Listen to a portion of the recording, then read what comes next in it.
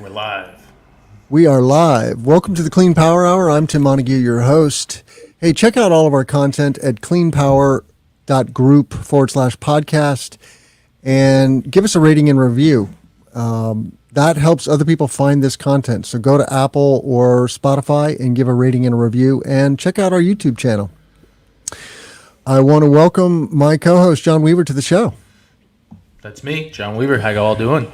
How you doing, John? Moving along. How's the ride? Busy. How's the new EV?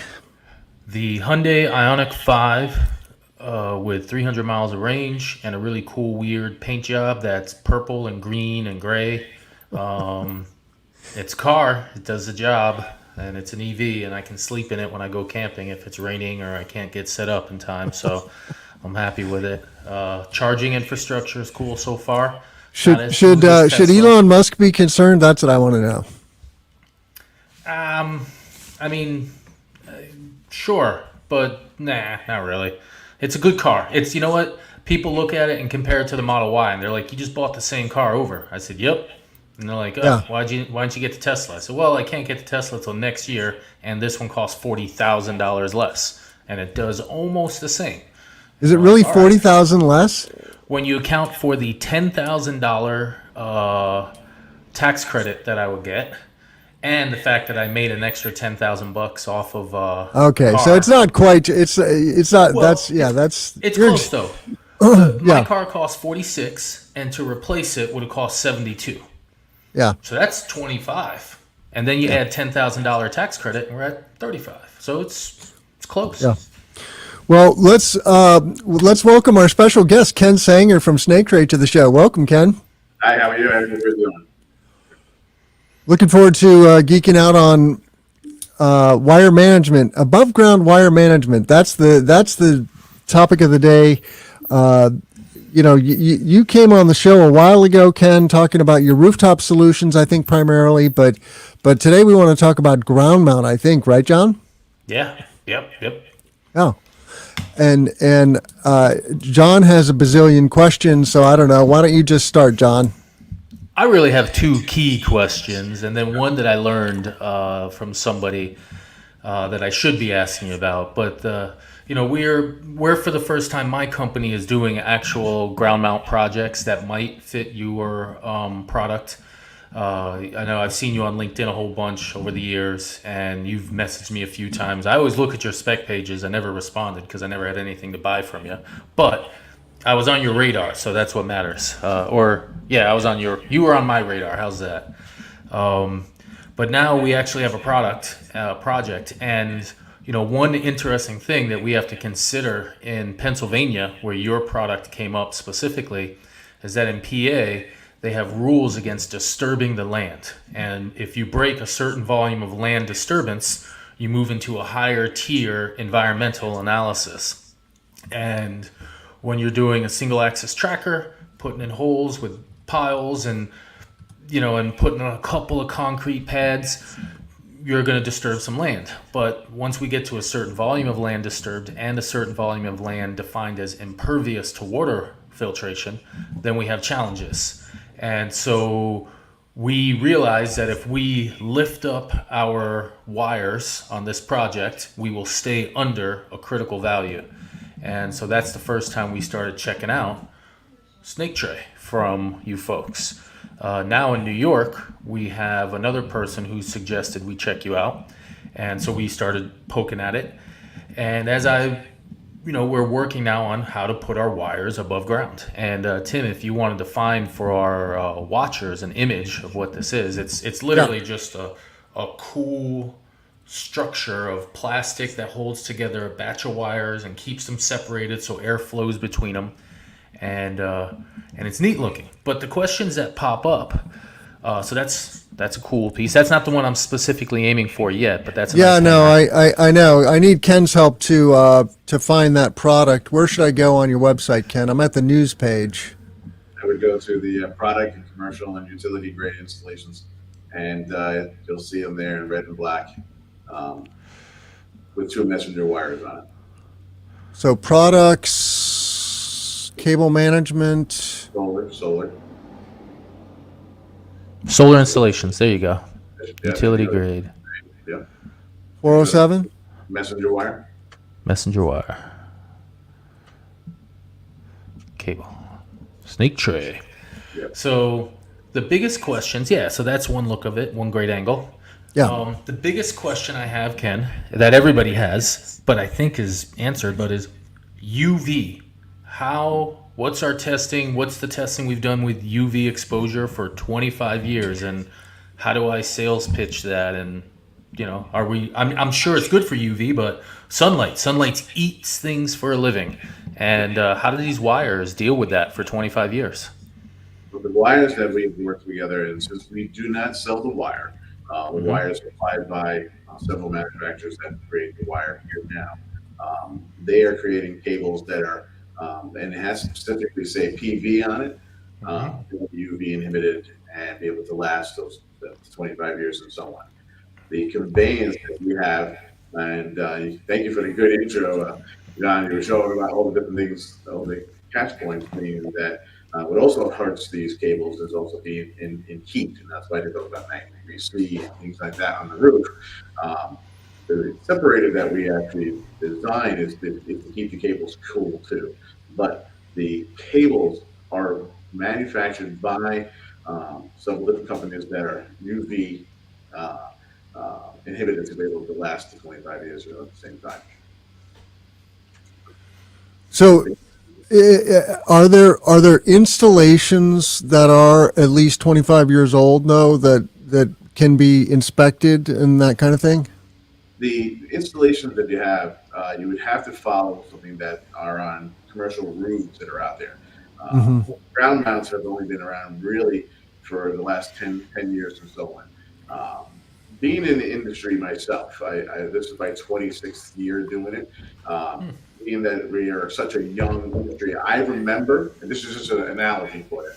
I remember when solar panels only had a 5-year warranty on them, and then Sharp, as an example, went to a 10-year warranty. Then they went to a 15-year warranty. They didn't change their product, but they didn't provide a warranty saying, "Hey, when I go back to 1997, 1995, how do you have a 25-year warranty on a product you just made today?"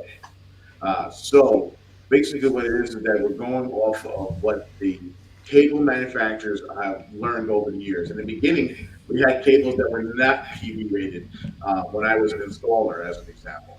And we were just putting regular cable out there, and having the cables outside in the elements itself didn't really work well. They actually degraded themselves rather fast being outside.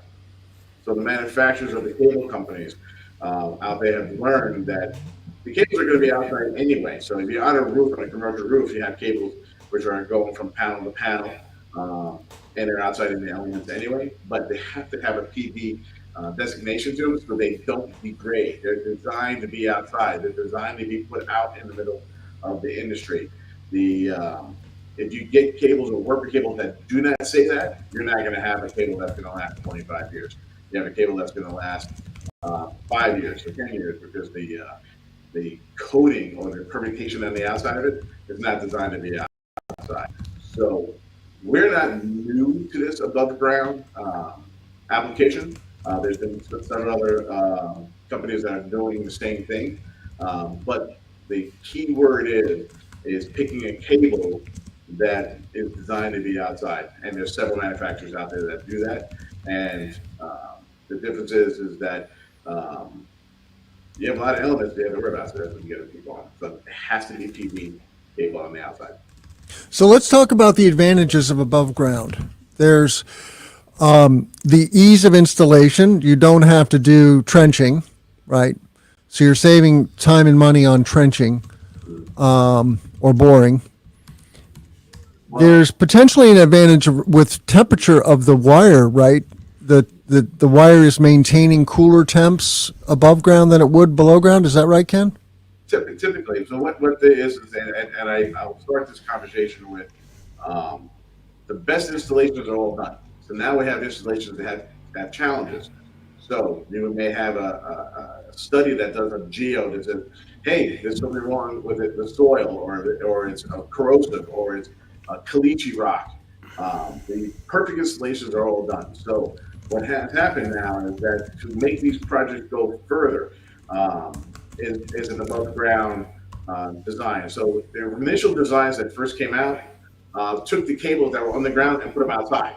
And now it didn't change much, but they actually and bundled them all together, and it created a little bit of learning mark. In other words, as you go through this industry, and what we've designed is that what did Achilles heel? Well, if I bundle them all together, it creates heat on the inside, and what that does that reduces the power that's out there. So the solutions that were out there did all that, and we wanted to design something to change that and actually utilize the elements out there, the cold, the wind that can actually, the air that can go around the cables to cool them down at the same time. And this is where that separator is designed, because we saw what was out there in the industry.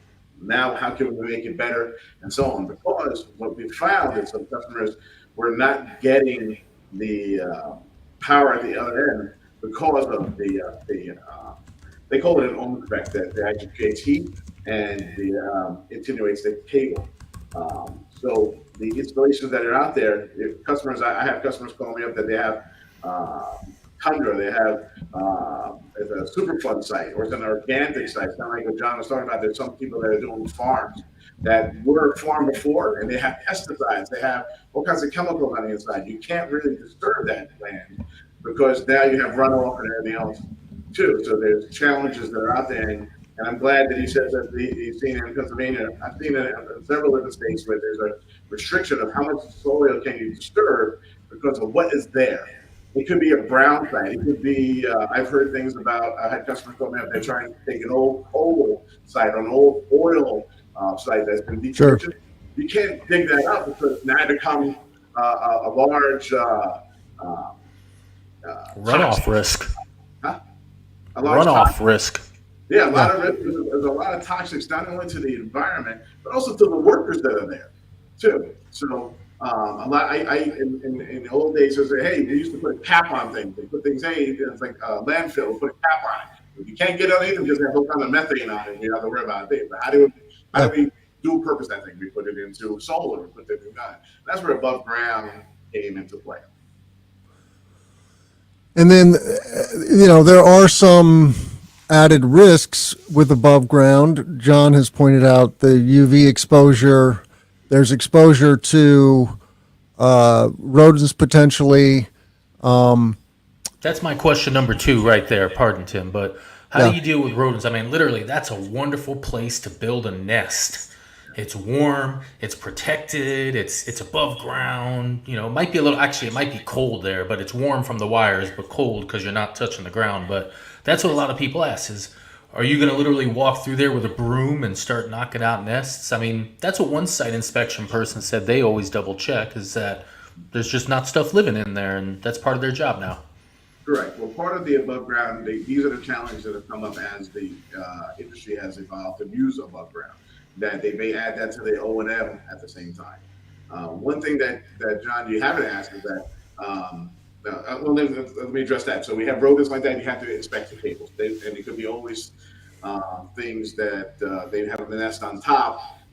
We have seen things that people put things on top and it's removed at the same time as you walk. The other thing is that whatever, if a cable was ever defective or changed, what can we do about that? In other words, we're working on solutions that we have what they call a cold compress that goes on top that we've seen that you can actually repair the wires in the field to make sure that, hey, if there's ever a problem, I'm not worried about today. I'm worried about, hey, if someone hit it with a John Deere going, didn't make the left to get straight right into it, what can we do about nicks and how to change that as they go? So there's always solutions that we're looking at as the situations arise. We look at solutions they have. But being above ground, we are innovative here with a lot of quality people to solve a lot of the problems. It also reduces a lot of the O&M on the other side. So if there was an issue to it, they can actually use like a flare camera to see if there's a hot spot and be able to see that, where they could not do that on the ground. On the ground, you would have to dig the whole thing out, fix something, put it all back on the ground again. So there's some solutions and some challenges that come out with just change the technology. And it's the same thing when we put them in the ground. What do? We pull the cables like that, and let's say one goes wrong, we got to do it all back out again. So the same challenges on both. Pulling cables underground sometimes can be such a stress. It's challenging work when you have to find that one little connection that's messed up somewhere, and you get your wire thing on there and you send the signals and hope you can find it. But it is a challenge. Do, have you had? I mean, the number one issue in the United States that causes power outages: squirrels. Squirrels chewing through things by far. Like, I see all these cool stats. It's not hurricanes. It's not droughts. It's squirrels. Those cute little things. Do they? How do you? Have you seen that issue yet? How do you? Yes. So our systems have been deployed for almost 8 years now. Hmm. We have not had any of that. So what we're doing is we're hedging ahead to say if there is ever a problem, right? And these questions do come up.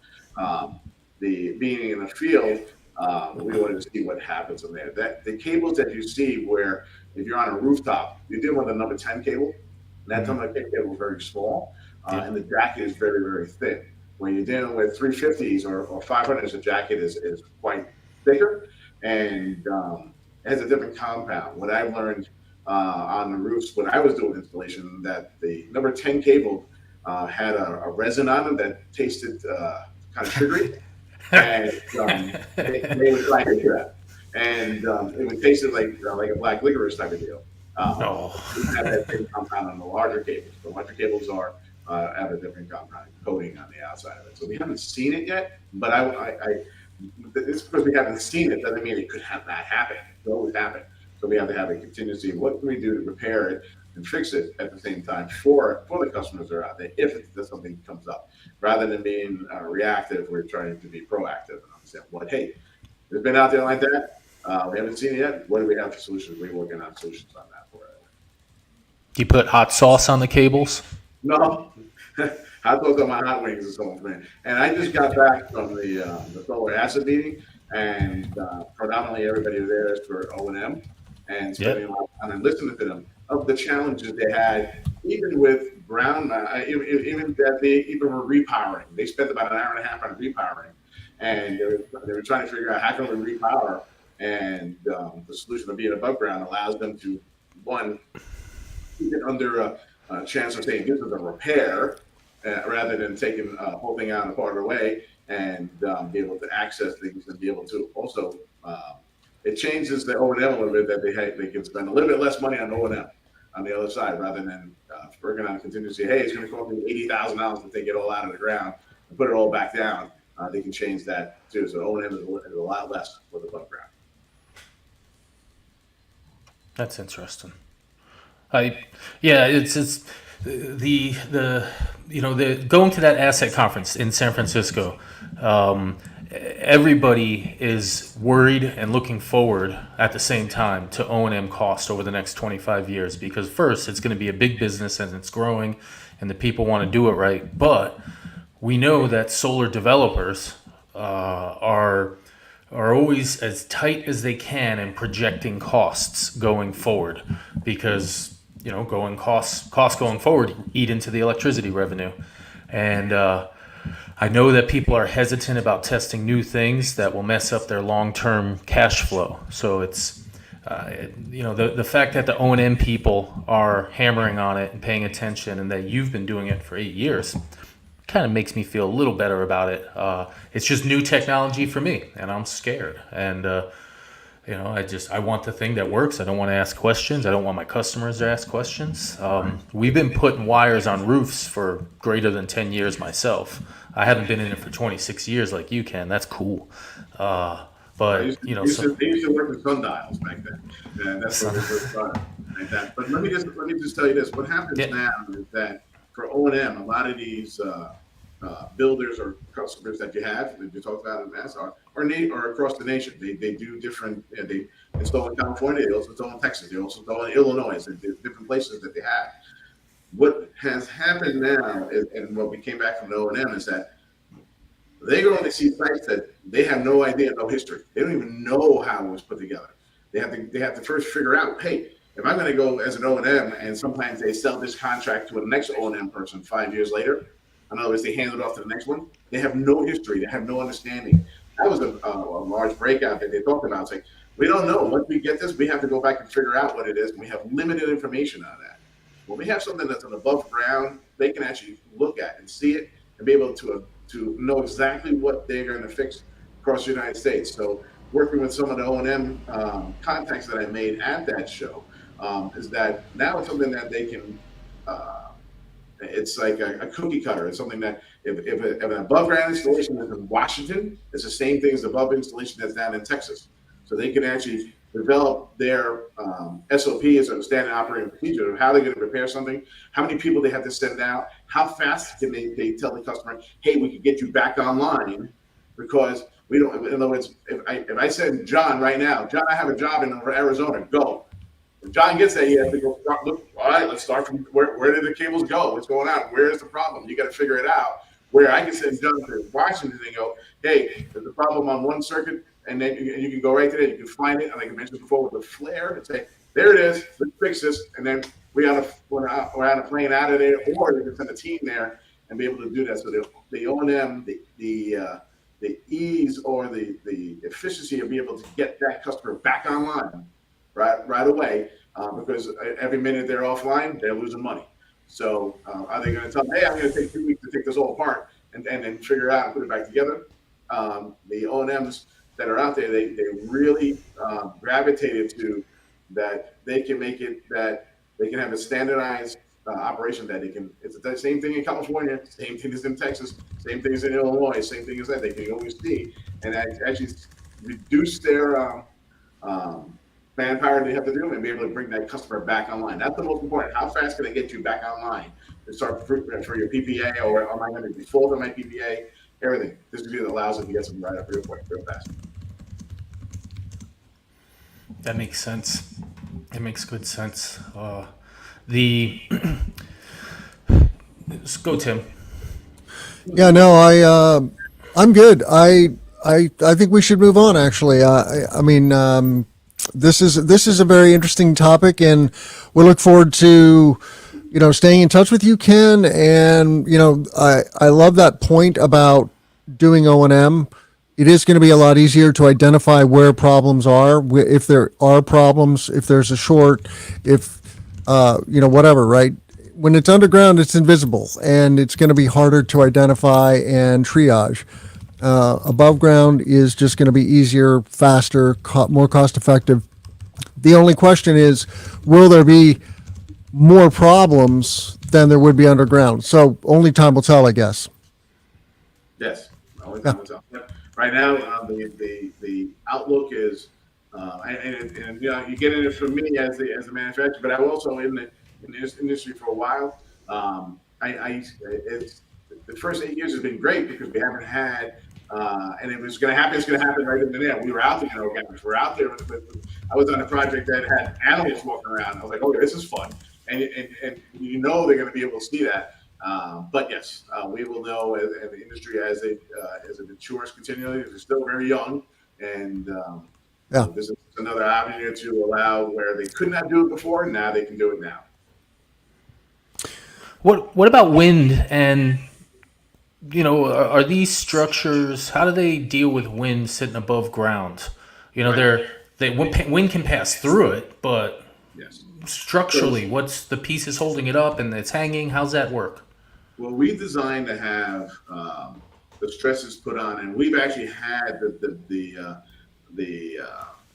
good luck, as I would say, of having an installation hit with 2 hurricanes back to back. Nice. All right, and the system is designed as a dual messenger wire system that it was able to move. You can actually see it move. It went up and down vertically and left and right, and maintained, and it was hit back to back.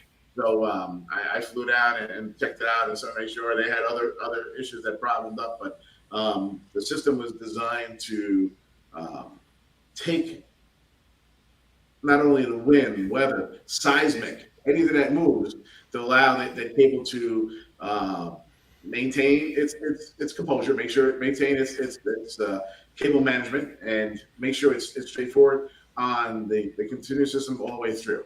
So we've already had that experience. We actually designed it for that, and it was great for us to have a real world experience of seeing it right on. I said, hey, it got hit right off, and I was like, great, let's see how it works. Yeah, because you can always design stuff. You can always say, hey, we're going to design for it, but actually see it work. our customer was like, "This is great. I want more of it now," because it's we were all looking to see what it is, because you can say it like Tim always says, you can say whatever you want. Now it happened. Let's see how it went, and then it worked well. And we had zero issues. I just went there. I flew right back up there and said, "All right, great." The design helped, and it's because we have a dual messenger wire system with about 11,009 break for each one.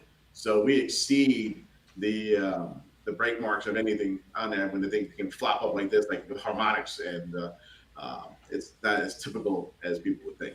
But yes, the wind and everything is it was designed specifically to stay the course for the next 30 years, because we don't know what. I'll just say something that's not on the program here, but we're seeing more wind and wind now constantly.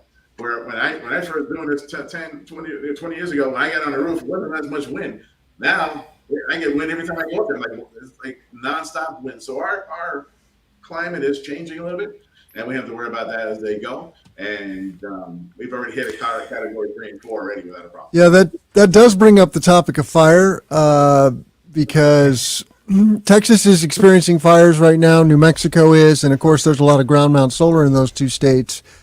I guess I hadn't even thought about that until you said the climate is changing. So, but Ken, we need to move on. So I want to say thank you so much for being here, and we will be in touch. Thank you. Good seeing you. Thank you, Ken. Tim, I'll see you on the next show. Okay. See ya. Thank you. Bye. So we're going to get into the news now, and we got a bunch of good stories. We won't cover them all, but we'll do another. I don't know. Are you good for another half hour, John? This is what I do, Timothy. Come on. You're funny. You're funny. So yeah, we're going to talk about green hydrogen project in Nevada, I believe. It's called ACES, Advanced Clean Energy Storage. It's a Mitsubishi Power Americas and Magnum development project. I'm going to put this on screen here. It's in the news because they have received a $500 million loan guarantee from the DOE loan office. That's Jigger Shah's organization. Jigger was on the show last week. That episode dropped. Check it out, cleanpower.group/podcast. And this is a very interesting project. Let's see. Isn't it in Utah? Maybe it is Utah. Nevada? No, it says Salt Lake City. Oh, Utah. Yep, Salt Lake Utah. City's in Utah. And okay, I'm going to change tabs here. Does it show a different tab now? Does it show the Canary Media tab? That's what we're looking at. Okay, good. Yeah, so I learned about this story from Canary Media, and there's a good podcast, The Catalyst podcast with Shale Khan, does an interview with Jigger about the project. They're putting a very large amount of hydrogen, 220 megawatts initially, 300 gigawatt hours of storage with hydrogen in what's called a salt dome. This is a geologic structure that I don't really understand, but apparently it's fairly airtight, and so you can pump air, or in this case hydrogen, down into the ground, and they're going to make hydrogen just with grid power, and then eventually they're going to be installing renewables on site, but this is the largest green hydrogen project in the U.S. to my knowledge, and it's like all of a sudden it's real. Like, I get excited about a very small green hydrogen project, and this is a big green hydrogen project. So this is pretty awesome. Is it real though? I mean, it's got a loan, it's got a proposal. I don't know if it's real yet. I want to see energy coming out of it. Hydrogen stuff is cool. I love it. It's sci-fi. It reminds me of nuclear as of yet. It's not real. It's coming. It's probably like energy storage about 4 years ago, 7 years ago. Well, yeah, they got to get the money lined up right to build this thing. Oh, there's a cool photo. Makes me want to work in a salt mine. I mean, I like the cavern concept. For instance, Yes. all across Europe, they talk about storing natural gas in caverns and hydrogen in caverns. I'm wondering, is it going to work? For instance, if hydrogen's going to work and we're going to store it in these remote cavern locations, do we have to build transmission to get it from wherever it's coming and to get the electricity into the region in order to make the hydrogen and store it under the ground? That's cool if we do it. I mean, I'm a big fan of, we got to find some sort of long-term storage thing, it seems, to get us through just risky periods of the power grid. And the question is, how are we going to get that electricity to the location to make the hydrogen, fill up the cavern, and then extract it? And we still got to get these electrolyzers cheaper, which is going to happen, just like the batteries and the solar panels collapsed as we started to mass manufacture them. It's just not real yet. I want to go out and touch one. Then it's going to feel beautiful. This is a first step to being real, though. I mean, when you get DOE money, you're marching. And what I learned from Jigger last week was that, there already is quite a bit of hydrogen infrastructure in the U.S. It's not fully built out in terms of like a massive network across the country, but there's plenty of industrial applications for hydrogen, and there are facilities that make hydrogen mostly from methane, right? So it's gray hydrogen. What we need to do is make hydrogen from water with an electrolyzer, and so then it's green, right? Because you're just converting water to hydrogen and oxygen. Well, it's got to be powered by a clean source too. So it's got to come from Yeah. water and be powered by wind and solar. Yeah, and to that note, I did an interview yesterday, which this isn't going to drop for a few weeks now, maybe 8 weeks, because I have such a backlog. But I interviewed a gentleman named Jay Caspery with Grid Strategies, and he is talking about an HVDC backbone, which is on the books now for the U.S. grid. So there are some people in Washington really planning the future grid, and I was very happy to hear Jay's comments about HVDC. So stay tuned for that. Let's move on, John. I want to talk about cubic PV. We had Frank Van Mierlo on the show, thanks to you, John, on episode 55. Cubic is doing, I think, what they call direct to plate. Is that right? What is the technology that Cubic is using? So it started with 1366 Technologies, and it's where they literally lay down layers of cells, of atoms from the ground up, and they build up solar cells instead of cutting the big chunks, the ingots of polysilicon. And so this is called kerfless, and kerf is the dust that falls off polysilicon ingots when you cut them. It's like sawdust, except silicon. Yeah. And so what they're doing is building it up. And so the logic is that it's going to use massively less energy because there's less waste. But the assumption has got to be that it's slower. But we'll see. And so these folks, it seems like the contract that they signed is that they're going to sell silicon wafers, not perovskite plus silicon, but we'll find out. I've actually sent an email out to them. I'm trying to get a site visit to their Medford, Massachusetts facility. Okay. But it seems like they signed a 1 or 2 gigawatt per year deal with a 1 gigawatt. Indian manufacturer. Yeah. 1 gigawatt. This is a story in PV Magazine by Uma Gupta. 1 gigawatt direct wafer silicon solar cells per year to Indian manufacturer Wary Energies. I'm not familiar with Wary. I don't know what they do, but just manufacturer, Indian manufacturer. I know their name. I don't know them though. I know their name. They make panels. They make solar panels? Yes, sir. Okay, so they're going to be making just standard solar panels with Cubic's technology. So that's. This is huge. I think. I want it to be huge. It is a good question. What exact technology will it be? Because Frank was definitely talking about the hybrid technology on the show that we did with him last year. That was episode 55. So we'll have to see, and maybe you can tell us next week if you get an update on that.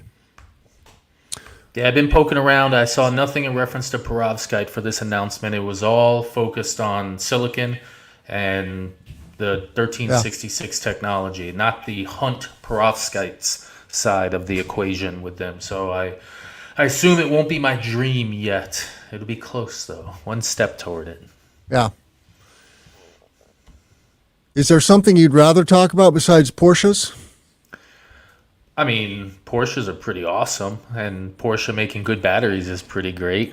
Is this their solid state product? Well, it's a company that Porsche's done a deal. This is a story in Canary Media by Julian Spector, who is a storage expert. There's a company called Group 14 Technologies, which makes quote unquote advanced batteries using silicon, adding silicon to the anode. So I don't know if this is quote unquote, well, what was the expression you used? Solid state. Solid state, yeah. He's not saying that here, I don't think. But it sounds like this technology. I got to get this on screen. I'm trying to do too many things at once.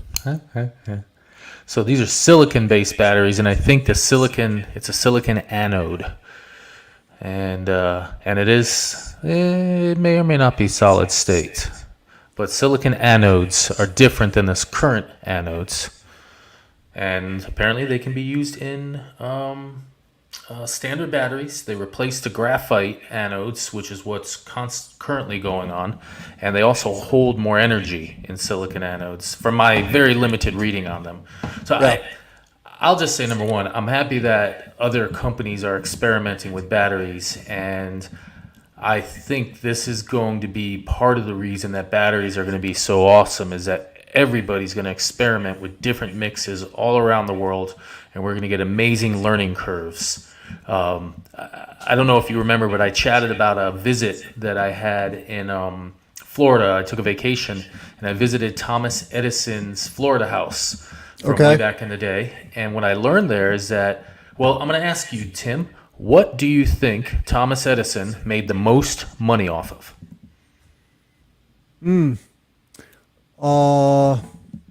Moving pictures. Good idea. Like that one. I like that one. Wrong. Next one. Batteries. Batteries. He made more money off of batteries than anything else in his career, and I had no idea. And they're just so useful everywhere. So so when you said, John, do you want to talk about Porsche? I'm like, nah, I don't really care. But I actually care about the battery research, and that's what matters. And so I like that Porsche is betting on it, and they're a big company pushing a new tech, and they want a high performance product. And there's a I don't want to say a million people. I was about to say a million people, but there's a lot of people who are pushing high performance products, and I like it. I like seeing the tech push, and this is why I think lithium ion is going to have such a significant effect on grid storage versus the flow battery concepts, which I love, because there are going to be so many people pouring so much research, time, money, focus, their soul into making solid lithium-ion batteries for cars and transportation. And because of that, we little people on the side of the grid who are going to look for storage will benefit.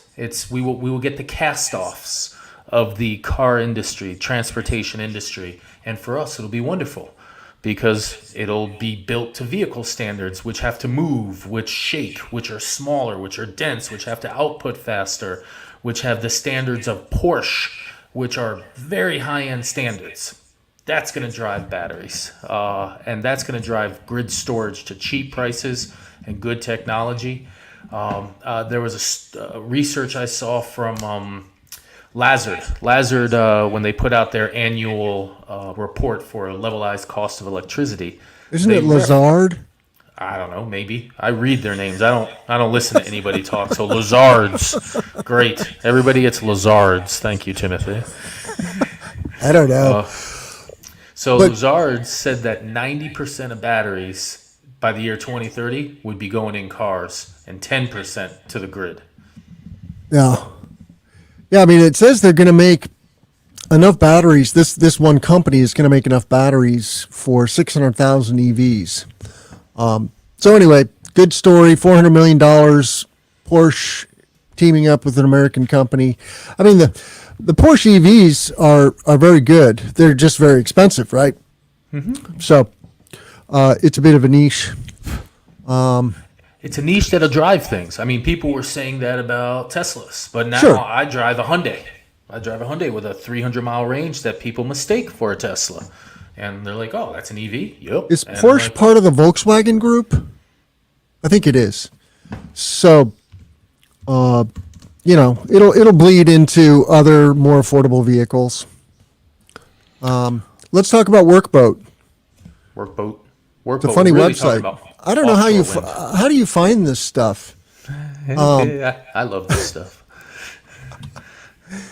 But This is what I do, man. I read and I tweet and then I talk about it. So this is these are 2 maps of new offshore wind leases. And I happen to believe that offshore wind is going to be massive, like bigger than anybody's given it any credit for as of right now. Like offshore wind could end up being 25-30% of our electricity on its own, if only because 75-80% of electricity is on the coasts. And yeah, if nobody's going to let us build power lines from the middle of the country to the coast, great. Right. We don't care. We're going to build them on the coast, guys, and yeah. enjoy your $100 per acre land instead of your $1,000 for solar. What is the difference between the red outlined areas and the patchwork areas that look like solar arrays, even though they're not solar arrays?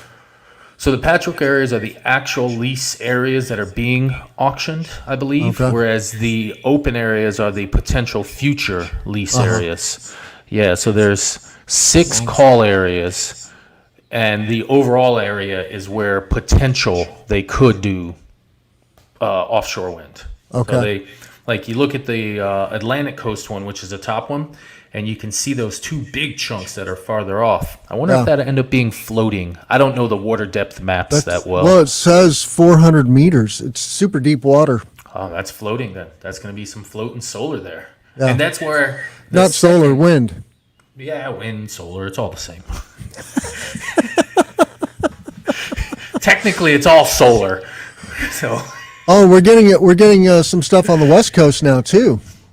Well, yeah, that's the coolest thing about this article is if you scroll down, you can see the Oregon, and the Oregon is explicitly stated to be floating offshore.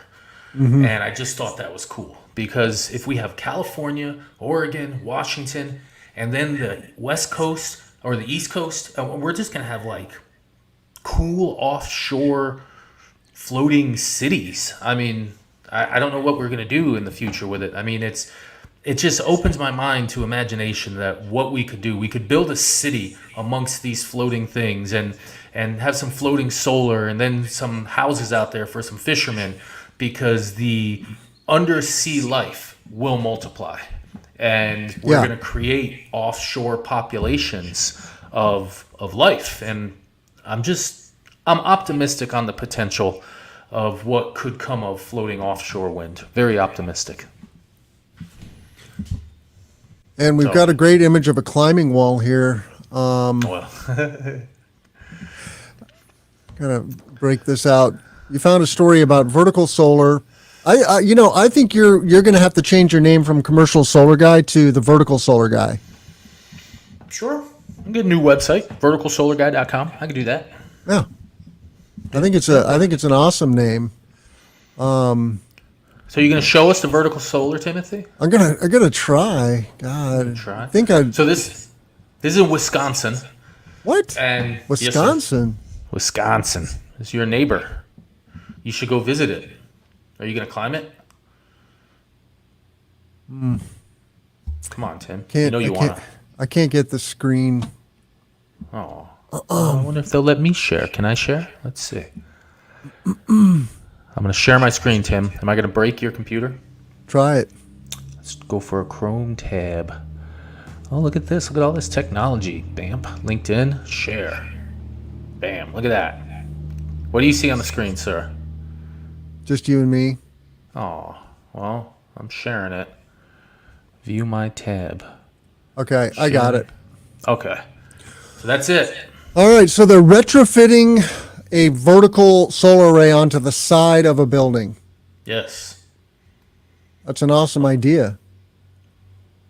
I just like it. I mean, I know it won't be the most efficient.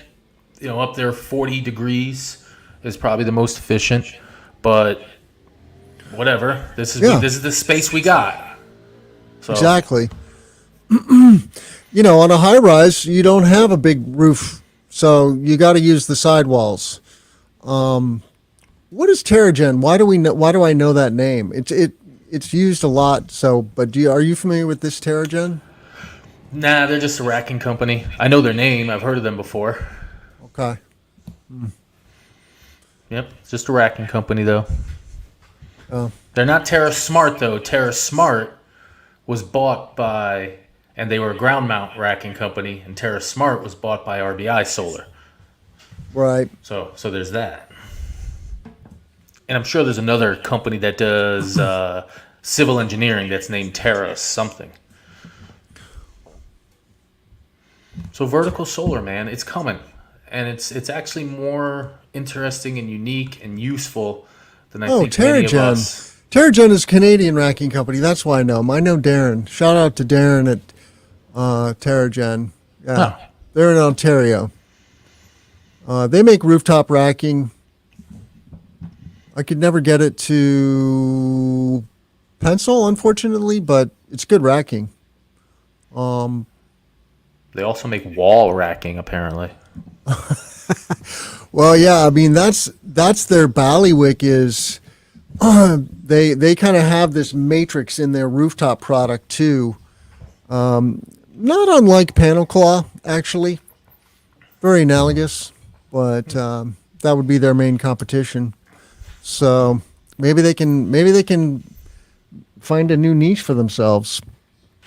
Retrofit all the high rises that have sun exposure. I mean, that's the other problem with high rises is they tend to be in these dense piles right in the downtown of a city, and they're getting a lot of shade on those south facing sides. But go to the edge, go to the southern. You've got a ring right around the southern edge of these downtowns of south facing high rise buildings that could all be solarized.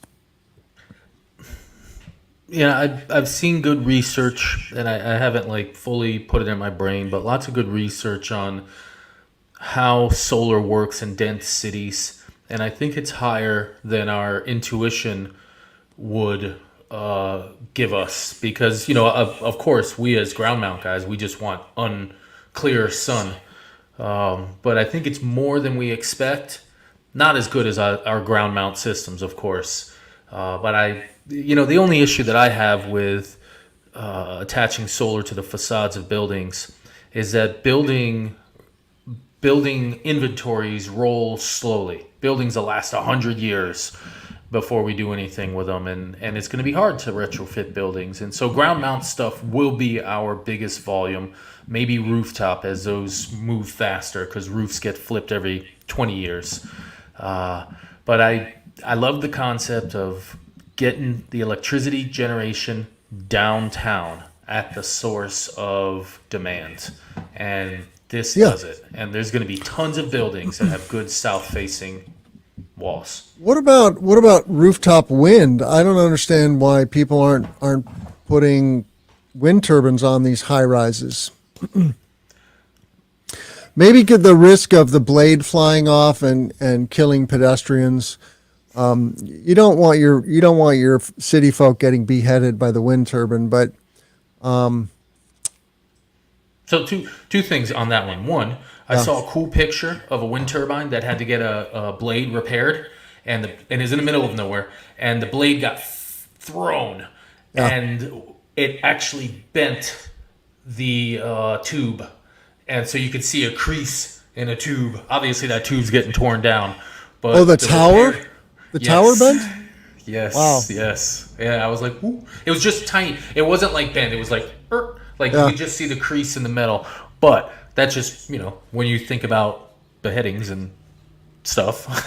But then the Right. second thing, regarding small rooftop, I see people ask about small wind all the time. Hey, can I put a little Oh, wind yeah. thing on my house? It's always windy. And there's not a product there. Why? My assumption is that they're just not cost effective. That's my assumption. Otherwise, Yeah. they'd be everywhere, just like distributed solar is everywhere.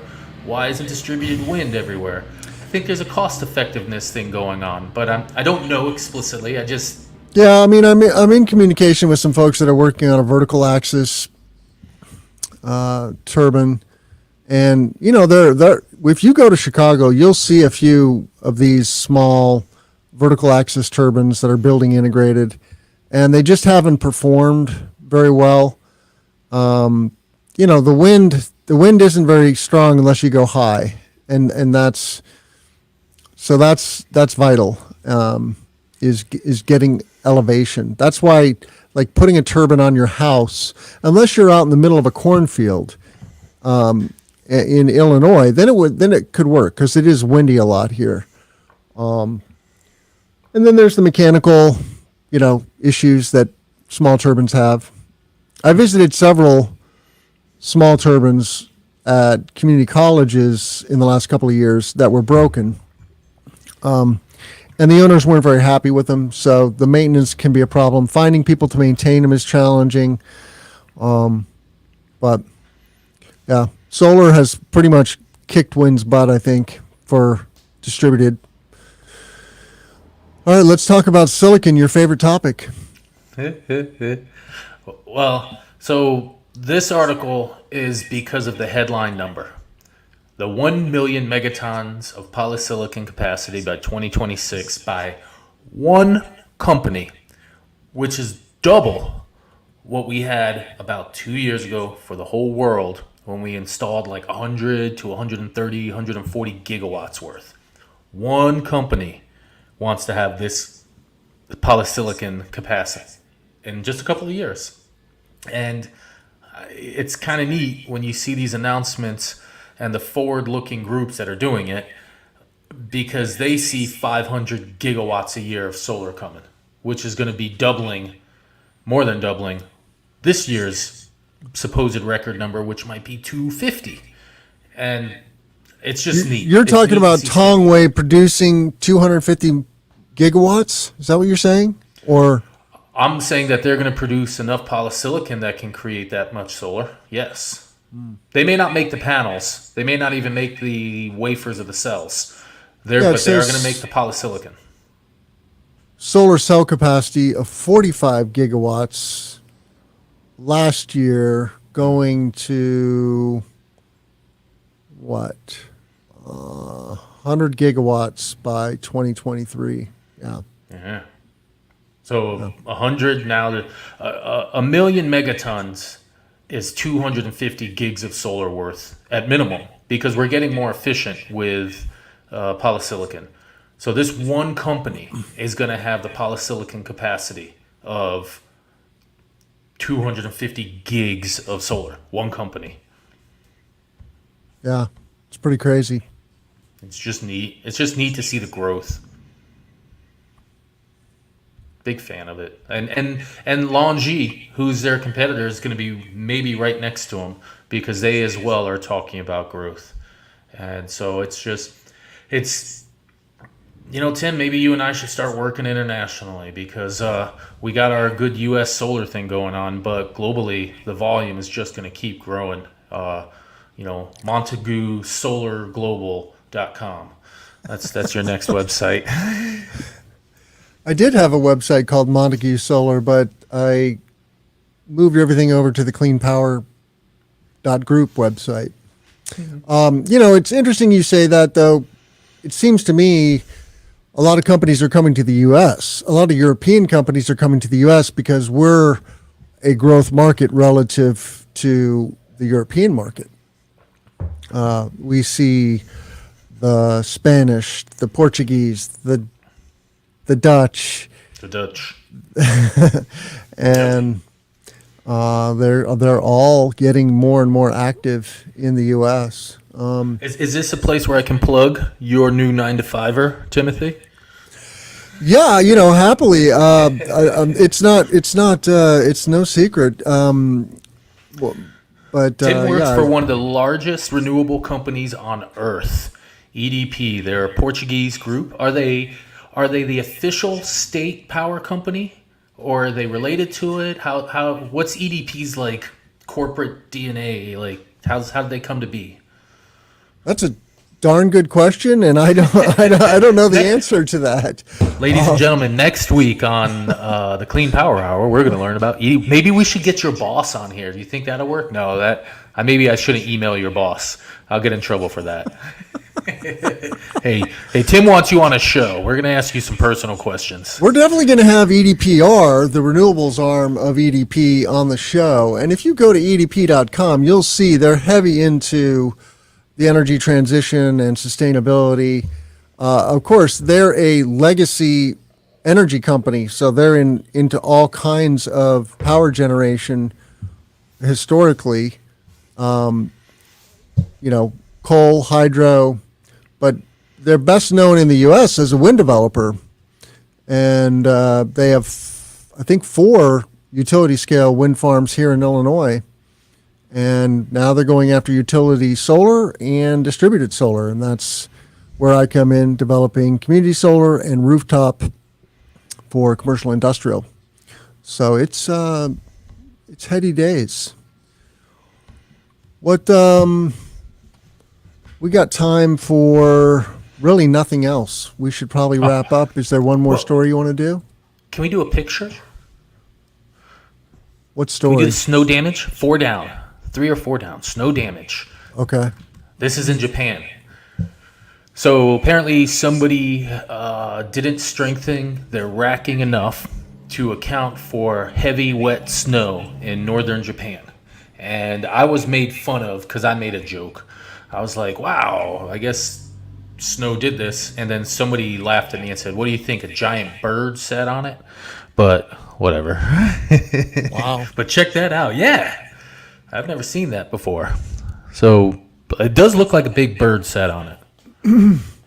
So it just got crushed by having too much snow on it? Yes, sir. That's what was suggested by the engineers here. I don't know explicitly. It looks like But it a looks like giant somebody- stepped on it. So my joke on Twitter was that the Iron Giant used it to blow his nose. Yeah. It looks like some crumpled up paper.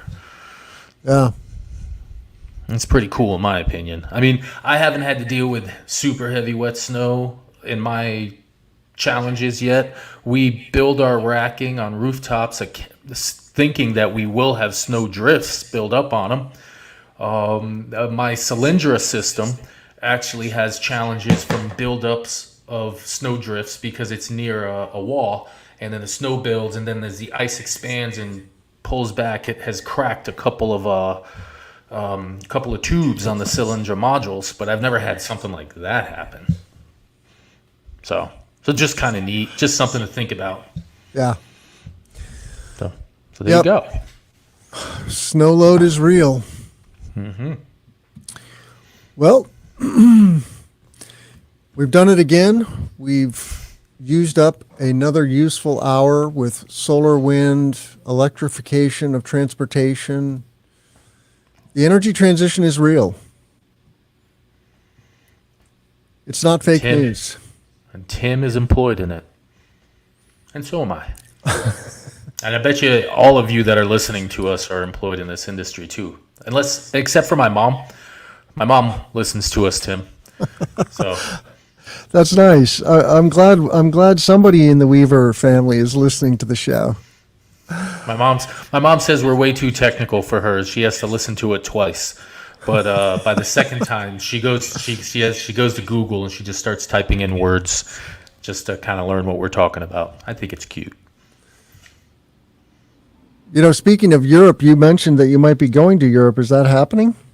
On Saturday, I will be flying to Amsterdam, shaking some hands in Amsterdam with some business folk that work with us. So my company has taken on an investment from a group named Gutami, and they're helping us develop a portfolio that a couple of shows ago I introduced to Tim, and maybe Tim will help us develop that portfolio. And then after a couple days hanging out in Amsterdam, I'm going to take an overnight train south to Munich. And I'll be in Munich for 3 days at Intersolar. Oh, wow. So I'll be shaking some hands there. And then next Saturday, I'll be flying back. I've heard that that Intersolar is a massive event. I'm assuming that the 3 days that I have there will cover 2/3 of the floor based upon hearing the exact same things that you've said, Tim. So I'm just going to have to walk fast and not touch too many things. Because, I mean, come on, when you're walking on a floor, it's just like, oh, so much pretty stuff. You're going to see a lot of pictures. So are you going to be back in country by Thursday next week, or when do you come back? I'll be in Munich. Okay. So maybe we want to do our show from the floor. Yeah, if it works out. Yeah. You'll have to get on the international texting app like WhatsApp or one of those. Regular texting doesn't work in Europe. I use Signal. Yeah, Signal's good. Signal me. Signal, we'll find you, Tim. All right. Well, check out all our content, cleanpower.group/podcast. Give us a rating and review. Check out our YouTube channel. Subscribe to it. Share it with your friends. And reach out to me, TG Montague on Twitter. How can our listeners reach you, John Weaver? CommercialSolarGuy.com or Twitter or LinkedIn or Smoke Signals. Yep. Find me on the CommercialSolarGuy.com. We got a contact us page. We're always listening. Awesome. Well, thank you. And we will see you hopefully coming live from Munich next week, John. Take care. Have a great day. See you, everybody.